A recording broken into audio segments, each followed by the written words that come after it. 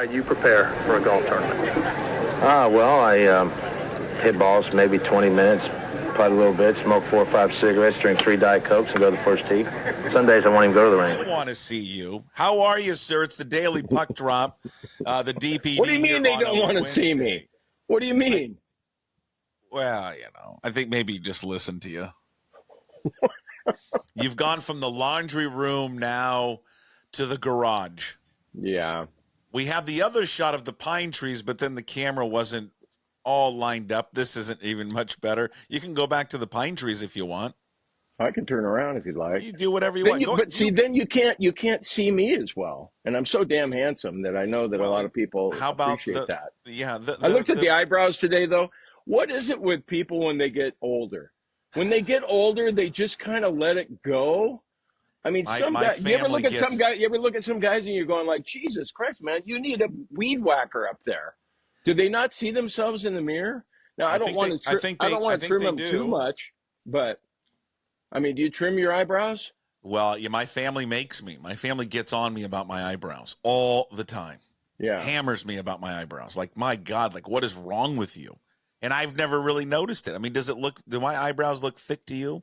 Can you see them? Yeah, they look perfectly fine. That's what I think. I think they're fine. I'm not so sure. I don't understand why they're so on me about my damn eyebrows. Well, what's interesting too, and you're an example of it, is that your eyebrows are the last to go gray.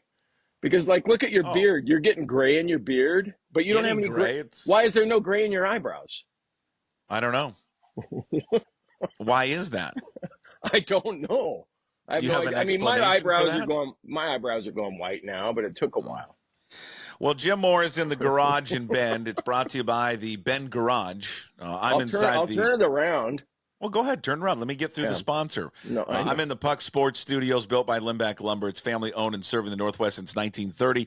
They are the Northwest premier supplier of specialized lumber and moldings. Summer is here. That means deck and fence season. Contact the folks at Limback Lumber, 206-782-3487. Visit them online at limbacklumber.com. Puck Sports Studios built by Limback Lumber. It is the Daily Puck Drop, the DVD. Mondays, Wednesdays, and Fridays with the great Jim Moore. We'll cover it all. We've got an update on National Anthem Gate. Adam Silver on expansion. Mariners' second half of the season about to get underway on Friday. Bill Kruger, I finally found the audio. Teoscar Hernandez had that quote with Adam Jude of the Seattle Times talking about how it's terrible to hit there. There's something wrong with the batter's eye. There's something wrong with home plate. And I'm like, you know what? I remember Bill Kruger telling me about a month ago about that. Then I found the audio. So we'll have that for you. John Canzano is going to react to something Teresa Gould said, the Pac-12 commissioner, about perhaps the Mountain West not wanting Oregon State and Washington State. I got a juicy rumor on the Big 12 involving our teams. And then, of course, we finish every Daily Puck Drop with Hey, What the Puck. We'll include British Open, a Little League Brawl, and the Summer Blockbusters. Here's the thing now that you've turned around, that people that are watching the show. Now, what's the problem now? The camera's off? I can't see your face. Like, it's really dark. I know it is. I told you that before I did it. Go back to the garage. You want the garage? Look at the pine go back trees. to the garage. Don't you like the pine trees, though? I love the pine trees, but I really just can't see your face now. It's like I see the pine trees, but then like your face is completely dark. Now this doesn't affect people listening. I mentioned that before I turned it around. I'm sure you did. I'm sorry. But now for people that didn't sound sincere. That really didn't sound that sincere. I swear it did. No, but that sounded like one of those when you say you're sorry to your wife when you really don't mean it. Do you say that a lot? Oh my God. I know I do it at least 3 times a week. It's either, I'm sorry, honey, or my apologies, dear. Well, at least you're apologizing. Yeah, I know. But do you really mean it all the time when you say that to Kaisa? No, of course not. But I think you've got to apologize. I mean, do you want to stay married? I mean, there was something. God, I said something the other day. We're walking our dogs, and she was like, I just had a lot going on, and it was somebody was coming over for dinner, and I'm like, and then I just kind of under my breath go, I really don't care about them, and she's just like stormed off. She's like, really? That's how you treat these people? I'm like, that's not really important to me. But it's one of those things I was thinking internally, and then I let it spit out. It just came out. And I'm like, God, that was stupid. I shouldn't have said that. And you wish you could take it back. I know. I had one the other night. Happens all the time.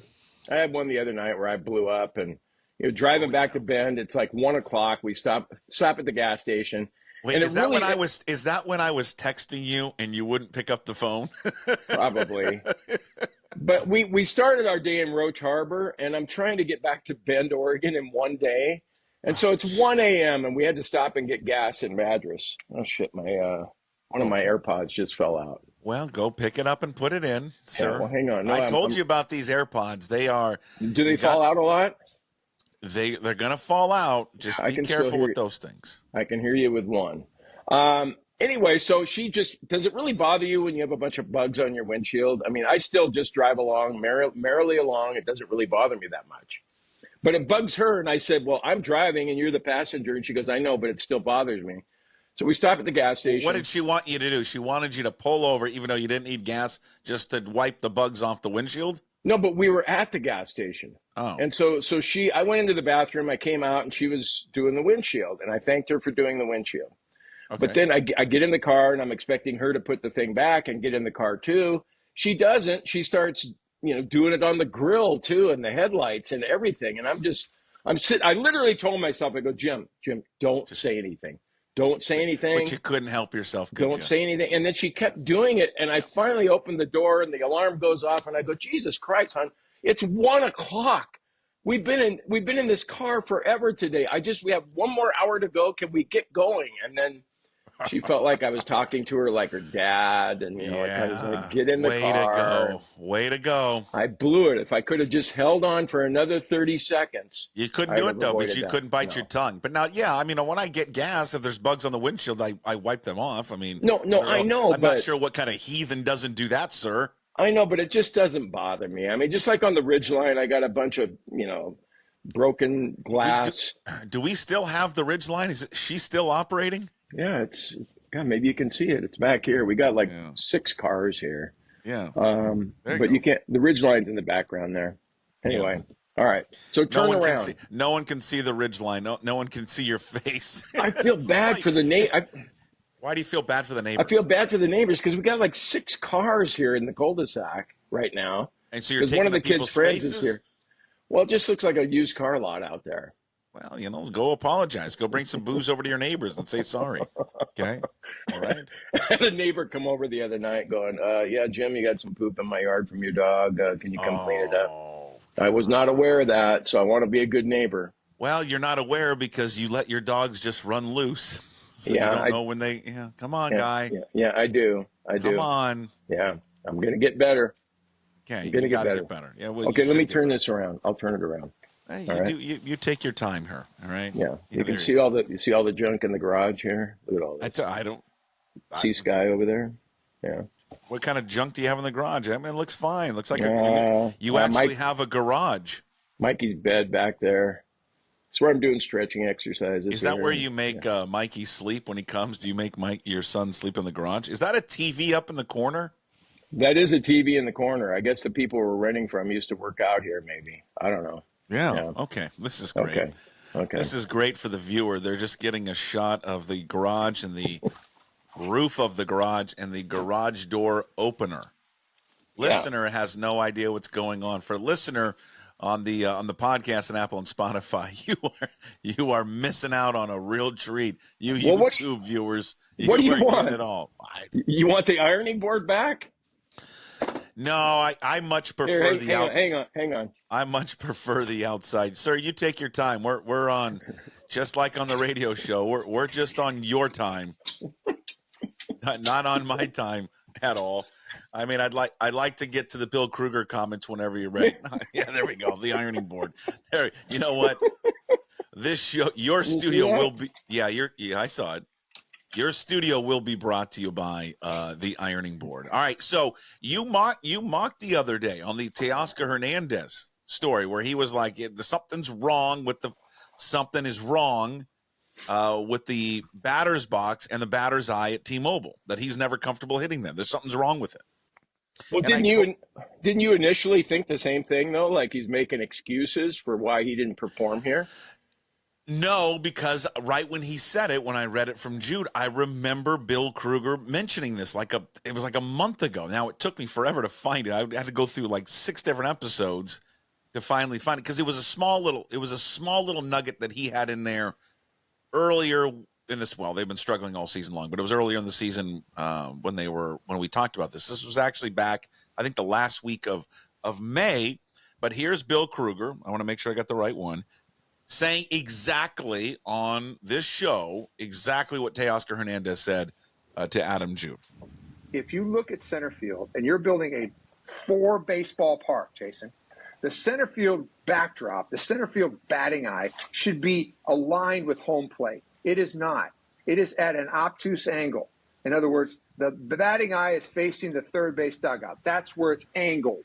So what that does with that angle is that you've got a late western sky. That sun comes against that thing, or any sun, and that's that open. If it was angled straight like this, then you would have a problem. But it's not. It's this way. Why? I don't know. Because of the train tracks? Because they wanted to have Battlestar Galactica roof? I don't know why. Wait, so the way that the field is, the way the actual stadium is positioned, is positioned off, and that's what's causing that screws up with the hitters. It opens the angle up and allows more light to hit the batter's eye. So the batters are just getting too much sunlight. Is that what happens? It's just a brighter backdrop. It should be darker. Okay, but what happens in the beginning of the year when it's raining and it's miserable? Just because it's cold? It's just cold and terrible, right? Okay. And they should shut the roof those days. Actually, if you ask the hitters, they want it closed all the time. They want to Klieg lights and cigarettes, and we get the true serum out. Yeah. Shut it every day. Now that last part, they're on. I mean, J.P. Crawford has told Ryan Diversat a lot. They would prefer the roof to be closed all the time, never have it open. If it were up to them. Now, so do you understand? Is it because of the lighting? They feel like it'd be. And then how come we've never heard this before now? Didn't we just celebrate the 25-year anniversary of the ballpark? Yeah, and I don't think this was. I don't think this was one of the things they were celebrating. Why now? I don't know. I mean, I think it's something that it's that players have talked about. I don't think I don't think a lot of media have we publicly heard that about the batter's eye. Oh yeah, I mean they have we? I remember they changed it. Remember there was trees out there, and then they went to the black. They went to the black backdrop. I mean, Mike Cameron talked about it. Griffey talked about it. It's been talked about, but I think that it's starting to gain a little bit more momentum. And I think with what Teoscar said, and then with you have Kruger, who I guess is a team employee now, right? I mean, he works for Root. I mean, they're the Mariners' own Root. You've got him coming out. Does he not like the Battlestar Galactica roof? I don't think he does. I know. But do you? There's an image of it. Do you understand what he's talking about? Like that batter's eye, that center field is, when you look at it, it's not lined up. It is skewed when you look at the ballpark. It is. I'll look at it the next time I'm there, but it's nothing I've ever focused on and thought, God, that looks a little off out there. Yeah, go find an image. Like there's probably an image on social media, whatever. And you'll see it. It's not lined up. He's right. It is pointed towards third base. And, I actually why thought that bothers them, I don't know why. But again, Teoscar's talked about it. All these hitters have talked about it. I don't know what they can do to fix it. I mean, do you want to fix it? Yeah, because it benefits the pitchers. Yeah. No, I thought when he first said that to Adam Jude that he was talking about that the mound itself was a little crooked to home plate. But it looks crooked to them because of center field. Yeah. So that's when he says it looks crooked, he's because it's not lined up like a center field should be lined up, field to second to the pitcher's mound to home. Yeah. I think that's what Teoscar's saying. Well, I'm surprised to hear you say that you've heard other hitters talk about that. I've heard other hitters talk about how it's difficult to hit in Seattle at that ballpark. But specifically talking about the batter's eye having an obtuse angle, I have not heard that. Oh. I bet you if you go back and you Google and search some stories, there's been players that have talked about it. Well, the big follow-up now, isn't it, before the Houston series, is that, Jude and Divish and everybody, they've got to get out there and just say, hey, you feel the same way Teoscar does about the batter's eye. And then maybe somebody will be candid. Haniger will probably be candid. Raleigh, maybe some of them will be like, maybe they're already getting schooled right now saying, hey, man, if the batter's eye comes up, just kind of deflect if you can. But well, you don't want to use it as an excuse, right? And I don't think it's the only thing why they have struggled there. Okay, I do want to make that perfectly clear. I think that these guys can use it as an excuse, right? Because there's examples of teams like, someone had mentioned, well, did it affect the 2001 team? Well, no, it did not. It did not. But, like this year, so at T-Mobile, the Mariners are hitting 210, 295, 349. That's their slash line. They're striking out 30% of the time. You would say, well, what are the opponents doing? Opponents at T-Mobile, 202, 251, 320. They're striking out 26% of the time. So it's not like the opponents are coming in here and doing anything. They're not. They're struggling as well. Well, they're facing a really good staff, too. True. That's exactly. So you have to factor that in. So, again, I don't think it's all about the ballpark. Now, the league average for these splits, the league average, when you take out T-Mobile, is 244, 313, 339, or 399, excuse me. So it is better across the board when you take out T-Mobile, but it's always been a pitcher's-friendly park. Now, the Mariners away from T-Mobile this year, this is why it's not everything. I do think it comes down to more of the players, because on the road, they're hitting 227, so 17 points higher. Their on base is 304, that's only 9 points higher. Their OPS is 689, and I can't remember what their OPS at home was, but it's not they're not up by much. I think it's like 20 points. Well, their record's much worse on the road too. Exactly, because their pitchers struggled on the road. So the question is, do you fix this in the offseason to help out your offense? But if you do fix this, does it affect your pitching staff? Okay, let's just say that Kruger's right and Teoscar's right, and you're not buying any of this, are you? Let's just say that everybody's right about the batter's eye out there. Okay, is it really that big of a deal? It's a dark area, isn't it? And maybe I know hitters would say, "Well, God, you're a dumbass. How can you not know that when the sun comes on there, that's going to reflect poorly and we can't see as well?"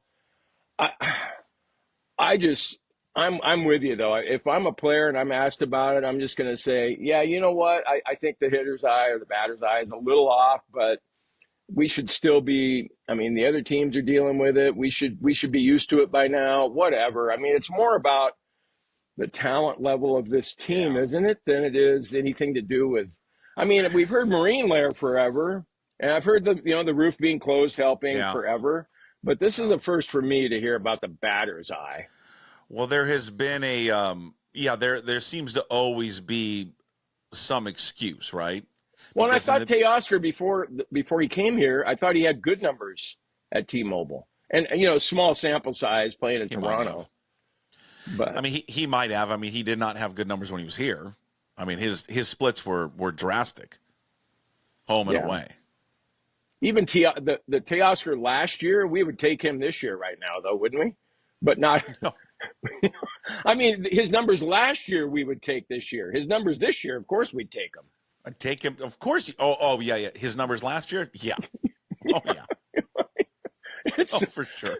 He struck out a lot, but at least he produced. Yeah. If you look at I'm just pulling up Julio. It's been one thing where it really hasn't affected Julio. Julio, his career splits at home. He's 270, 324, 463 with an OPS of 788. He's hit 33 career home runs there in 186 games. On the road in 195 games, 282, 342, 467, 809 with 37 home runs. I like the talking point. I think it's kind of fun. Don't you have to, if you're a reporter, if you're Mike Varell or Calkins, I mean, the very first thing I'd be doing as a columnist is like, I'm hitting that clubhouse and I'm talking to everybody I can find about that batter's eye. I think so. Yeah, I think I'm going to, well, here's what I would do. And I'm not trying to tell these people how to do their jobs because I can, you know what, we should go down there. But here's the thing. You live in Bend and I'm lazy. So I'm not going to go down there and do this. Yeah. Plus I don't like going into clubhouses anymore anyway. Neither do I. Like no one wants to talk to you. No, right. But I would not only, it's not only that I would want to talk to everyone there. I want to talk to Adrian Beltre. I want to talk to Richie Sexton. I want to talk to Jay Buhner. I want to talk to Griffey. I want to John Olerud. I want to start going down the other guy, like previous guys. How about the free agents they've brought in here, over the years? Somebody go talk to Sean Figgins. Find out what, just get their thoughts on it. Now, you don't have to believe them 100%, but don't you want to hear what their perspective of the ballpark is? I guess what was concerning from Teoscar's line there to Adam Jude was this, is that he goes, well, I talk with people all across the league and they say the same thing. If Jim, if that's the narrative, man, they're never going to sign a free agent unless they just completely blow that free agent out of the water with money.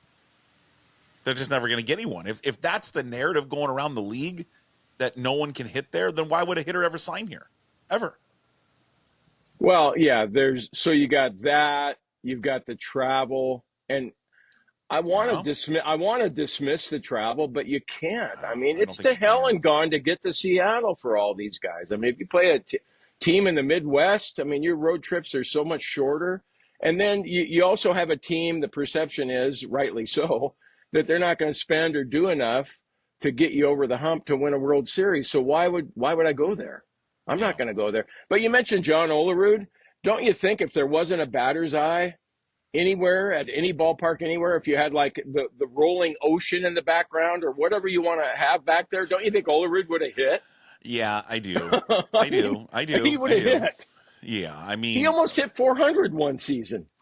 Yeah, I'm just pulling up. I want to pull up his splits here real quick of 2001. Now, everybody that season's going to have is going to have an unbelievable year. But I just want to see what he did in 2001. I do think that there is, there's, and that's before they moved the fences in too. Correct. I think it was in 07 or something. Yeah, I got to double check on that one. When did they move them in? I got to double check on that one. In 2001. 2001, he hit 285, 382, 495, 876 OPS. 15 of his 21 home runs were at Safeco Field. He had He had 15 more RBIs there. He only hit 6 home runs and 40 RBIs there on the road. So his numbers were better at home.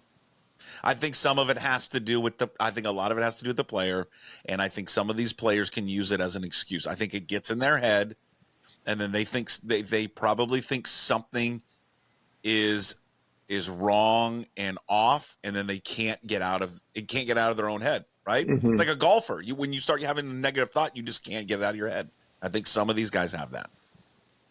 Yeah, I would agree. I mean, they can't be as bad as they've shown in this first half of the season. They just can't be. It's not like you expect them to. Yeah, yes, they can. Well, I know they're 100 games into this. So are the next 62 going to be better? One would hope. But, I mean, they've blown a 10-game. They're up by 1 game now. It was June 18th. They were up 10. Mm-hmm. And we're a month away. Do you think they're going to beat the Astros? Do you think they're going to win 2 or 3? Well, I mean, they'll probably sweep them and then restore hope and then go to Chicago and get swept by the White Sox. Right. Exactly. That's how it always works, right? Yeah. Am I confident that they can hold off Houston? Well, no. How about Texas? Texas is only 5 back now. I'm really scared of what Texas and Houston are going to pull off at the deadline. I feel that they are going to, quote, win the deadline over them. That's what scares me. Well, yeah, because they always do win the deadline. I just feels I don't know if they always win it, but it just kind of feels like they'll do it. Maybe they'll do it this year. All right, so hey, 1997, Ken Griffey Jr. That was a pretty good year for him. He hit how many home runs did he end up hitting that year? Like 56, I think it was. He hit 27 at home, 29 on the road. He had a better batting average at home. He had a better. He slugged. God Almighty, he slugged 675 at home. Hey, Junior looked good the other night at the home run derby. He looked like he lost some weight. Yeah, he looked really good. All right, so you're chalking. Yeah, I mean, Puck. If it comes down to, like, if you're good, you can hit anywhere, can't you? Yeah, I agree. Maybe that's too simplified. No, I mean, I understand it. I mean, I totally get it. I don't, you know what? I honestly don't even disagree with kind of that point. I really don't. I just think that there's a lot of factors to it. And I think maybe the way that the park was constructed, the way that it looks to these batters, it makes them uneasy. So it's already in their head. But I also think that really the biggest factor is just player acquisition. So, all right, I'm going to move on to John Canzano. All right. You love Johnny Cans. He says hi. One of these days we'll do the episode together. We'll have you and John on together. All right. Yeah. So I don't know if you saw this. Teresa Gould, you know who that is, the new Pac-12 commissioner. She's the one who said, "Hey, we're all going to get shit-faced tonight in Vegas." that was the quote of the night, wasn't it? It was the quote of the night. So she had a sound or a little quote to Dennis Dodd of CBSSports.com and said that, I'm not so sure the Mountain West wants Washington State and Oregon State beyond this year, that they kind of hold all the leverage. I'm not sure that they really want to partner with us. I asked Canzano about that on Tuesday, whether or not he truly believed that. I don't believe it for a second. I think the Pac-12 brand, I've talked to the presidents, I've talked to athletic directors in the Mountain West. They want the Pac-12 brand. They covet it. They think it's better than their brand. They see that as a step up. They're not getting invited to the Big Ten or the SEC. They're not going to the Big 12. They have a chance here, at least the top tier of the Mountain West Conference, top 5-6 teams have a chance to step up and separate a little bit from the lower tier Mountain West teams. All right, so he doesn't buy it. He thinks it's a bunch of BS, that whatever she's saying publicly, it's not. It doesn't mean anything. She's kind of talking maybe to more of the Mountain West. It's the lower level teams that he's adamant that if the top tier teams in the Mountain West want to do something, they're going to do something with those two schools because they want the Pac-12 brand. Yeah, it's just a hodgepodge right now, trying to figure it all out. But I also heard, I was listening to the interview there at pucksports.com and Spotify and everywhere else, YouTube. Yeah, YouTube, Apple, Amazon. And I heard that that for a while there, the Pac-2 were talking down a little bit to the Mountain West, and now they've kind of reversed course and been more deferential, is how John put it, I guess. And so, yeah, the scenario I'm hoping for, and you guys talked about it yesterday, Florida State and Clemson, if they leave the ACC, I just love the idea of Stanford and Cal coming back, because if we could get Stanford and Cal back with the Pac-2 and make it a Pac-4, and then if you add Boise State and whoever else you want, Air Force. I just don't think that those two see, and I like that idea, and I'm with you. Wouldn't that seem more Pac-12ish if that happens? If you got, I just don't think. I just don't think those two schools are going to do it. You don't? No, I just because I. What are they going to do if they leave the ACC? I think Stanford does not want to be associated with any of those Mountain West schools. In fact, I don't think Stanford wants to be associated with Washington State and Oregon State. Oh. Well, screw them. God. Why not? Your football program's no great shakes. I don't think they look at it like the football program. And I agree with you. I know they don't. It's the academics. And I think if it does fall apart in the ACC, I think Stanford will do whatever they can. I don't know if that means leaving Cal behind, but I think Stanford will do everything they can to jump into the Big Ten. See if they can get the Big Ten. Because they academic-wise, they align more with them. Oh, so we fall short of Stanford at Washington State? Is that what you're saying? Just barely. Barely. But there's a report out there. This guy, Greg Swaim, the Greg Swaim Show on Twitter. This guy was all over this stuff during when the Pac-12 just collapsed. I mean, he turned out to be right.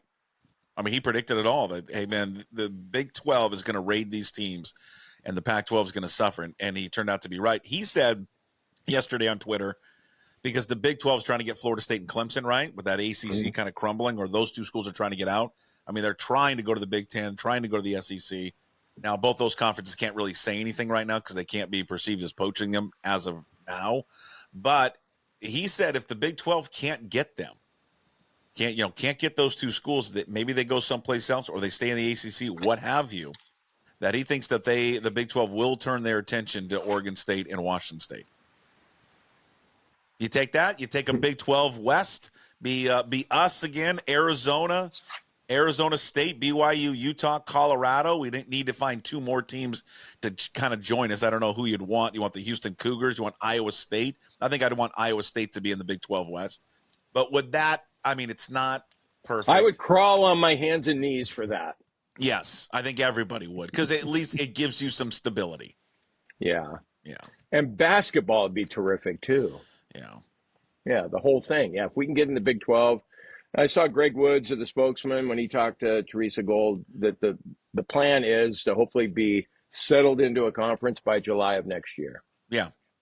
I enjoyed her press conference. I watched a little bit of it. I saw some of the highlights. I enjoyed some of her quotes taking shots at Pat Chun. That was great. I missed that. What were they? Oh, she did a very subtle shot at him.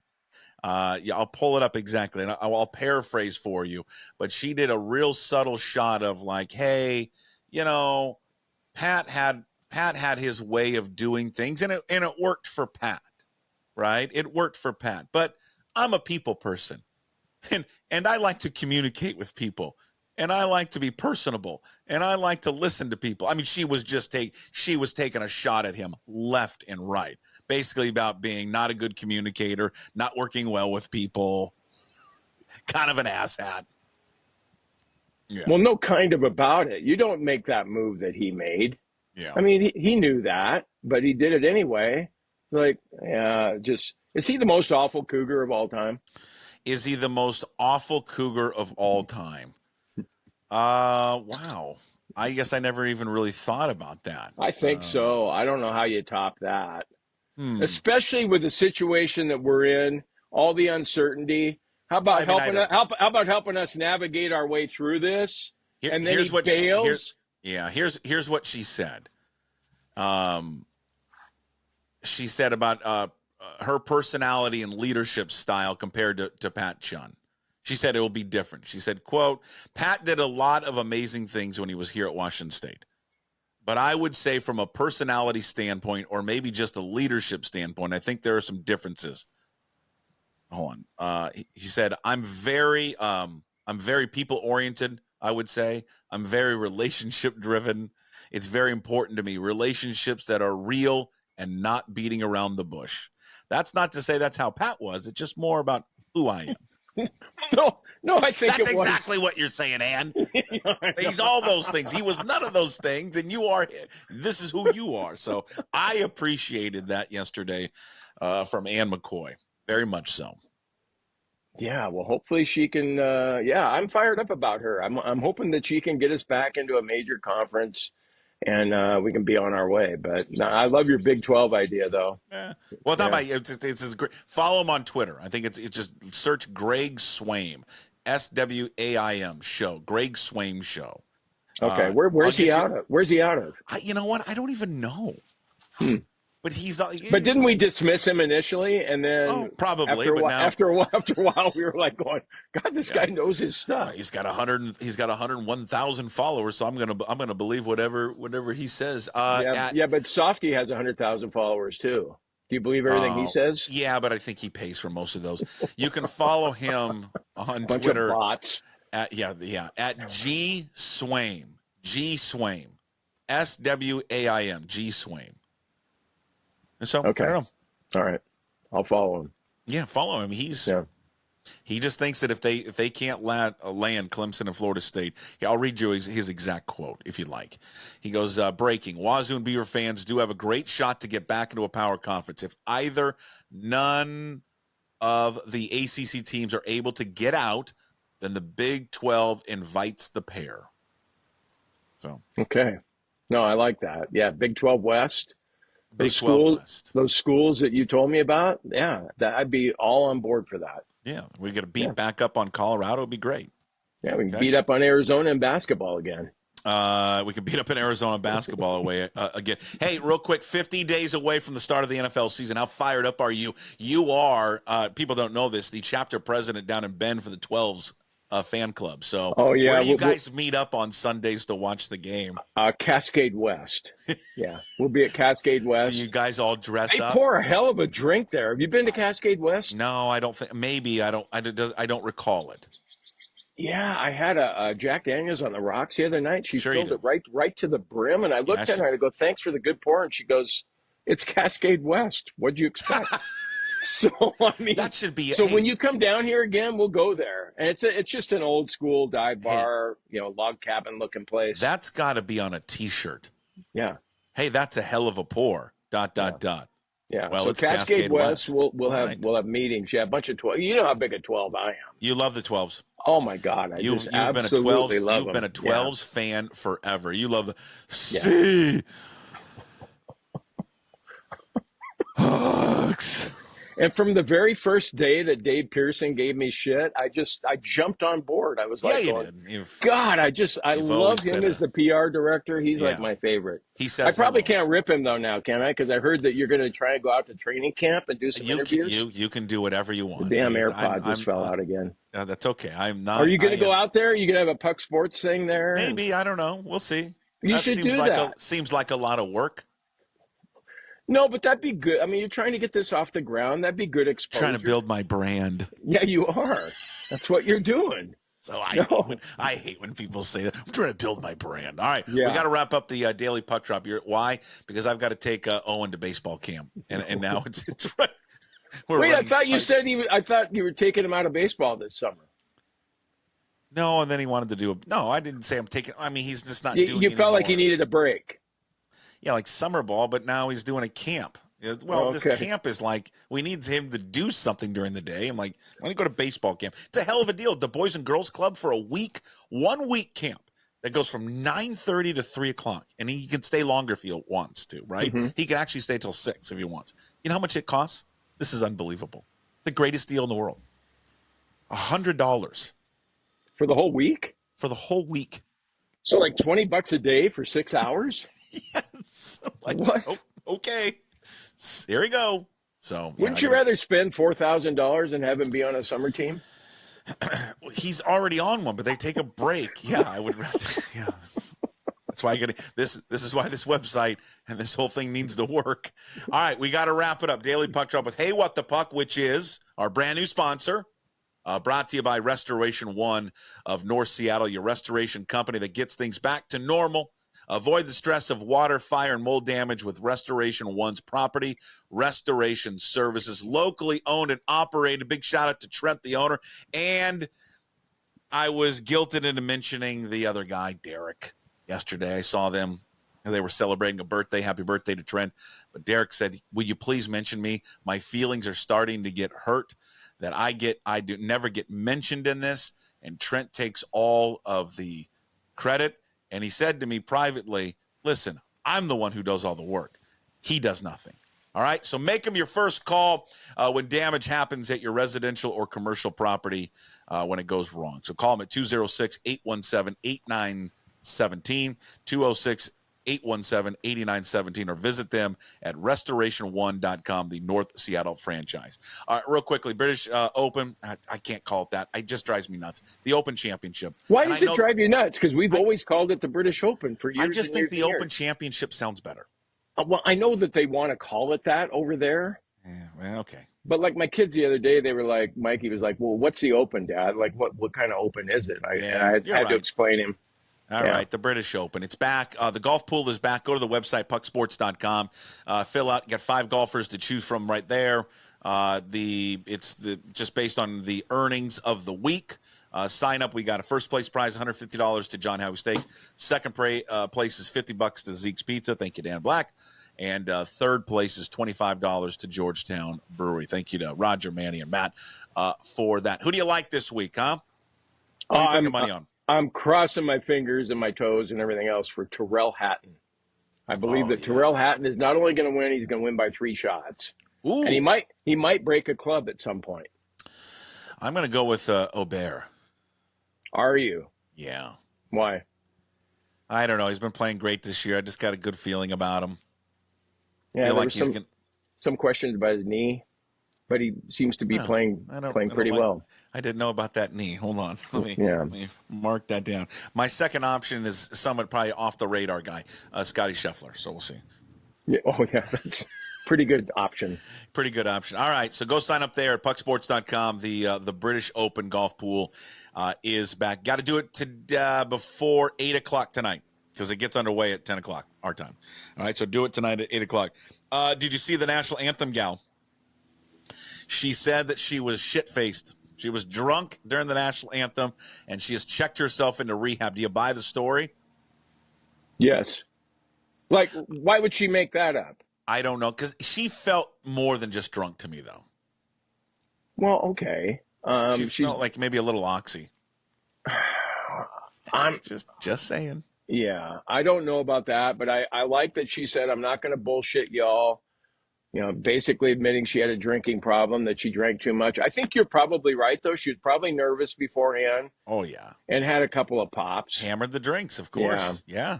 That's exactly what she did. I did that once before I went on the Golf Channel. They had me back there to talk. They had me back in Orlando. I was staying at Bay Hill to talk about, Sahali and the different parts of the course. And how many drinks did you put down before you went on? I had 2. I just took a couple of straight shots in my hotel room. And, I was still deer in the headlights, so at the beginning of it. I should show that to you sometime. That surprises me. I would love to see that. That surprises me. Yeah, so she's checked herself in. That was terrible. The guy that did it last night was good. So they have solved their national anthem crisis. But, right away, checked herself into rehab. But I think it was something more than just booze. I guarantee it. I heard you on the puck drop yesterday, and 4-time Grammy nominee. Yeah, just come on. So she's good. Yeah. And during the audition or whatever, when they sang it for the Rangers. Probably nailed it. Yeah. Yeah. There was, moving on here on Hey What the Puck, brought to you by Restoration 1 of North Seattle. Little League Brawl in North Carolina. I'll tweet out the footage of this thing. This thing's crazy. Was it just for the kids or parents? Umpire and coach. So championship game in North Carolina, the Bull City Little League, 12-year-olds. So the big year, right? Going to the Little League World Series. Mm-hmm. So the coach at third base is walking back to the dugout over to first base, stops by, and I'll tweet out the video or I'll put it up at pucksports.com later. Walks by the home plate umpire, says something, gets in his face and starts, talking to him and obviously angry over something. Then the home plate umpire immediately turns and goes to the back of the backstop to tell whoever, the official there, this guy's out. He's swearing. You can hear him. He's swearing at me. He's using profanity. He's out of the game. The coach then proceeds to push the home plate umpire. His name is Robbie Beeman, who is the home plate umpire. The coach shoves Beeman, and then another umpire runs in. But after the coach shoves Beeman, Beeman takes off his mask and starts wailing on the coach, beating the coach over the head. Then they tackle, they wrestle on the ground. It lasts about a minute or so. Then they're separated and moving on. They postponed the game. This was Monday night, and we'll record this on Wednesday. They what am I trying to think of? They assume what's the word? Postponed the game? They postponed the game until Tuesday. Thank you. I couldn't spit it out. And I don't know what happened on Tuesday, though. I haven't found out any results of what happened. I'm surprised that they didn't just award the other team the victory. Why should the other team with the coach attacking a home plate umpire be eligible to play anymore in the championship game? They should be out and kicked out. I know it sucks for the kids, no, man, you can't hold it against the kids. You just can't have.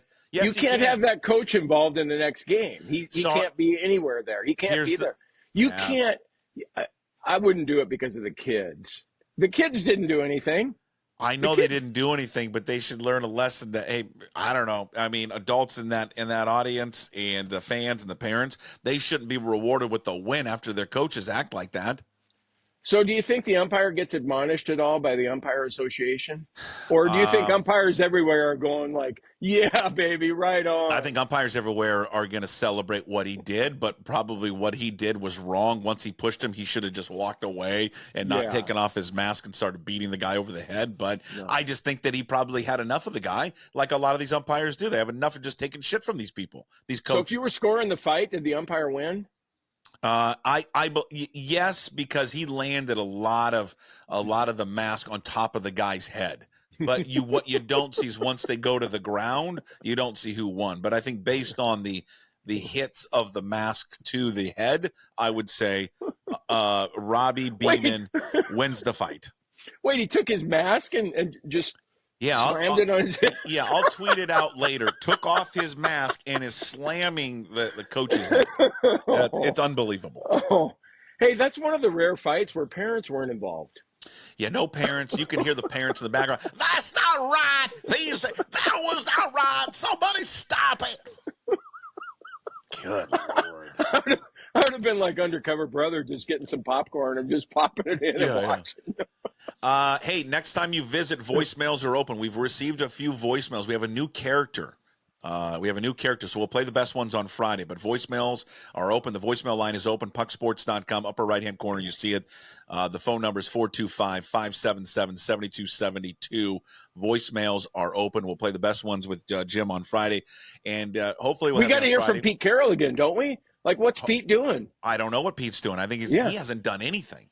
He's been lounging around. So hopefully we'll hear from you. You'll be on the road. You're coming back up here for your reunion. How's the weight loss coming? You were at 222. You want to get to 205. Quickly, where are you at right now? 220 today.